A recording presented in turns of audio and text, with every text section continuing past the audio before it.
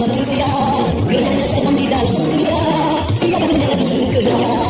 Dengan segala daya kekayaan, syaitan bersaing dengan kesenangan, zaman minuman dan perempuan, membikat semua kesenangan, tapi tak dapat kesenangan. Bila tersirat hatimu ingin berduri dengan nyanyian syaitan, bila tersirat hatimu ingin bersinar dengan nyanyian syaitan.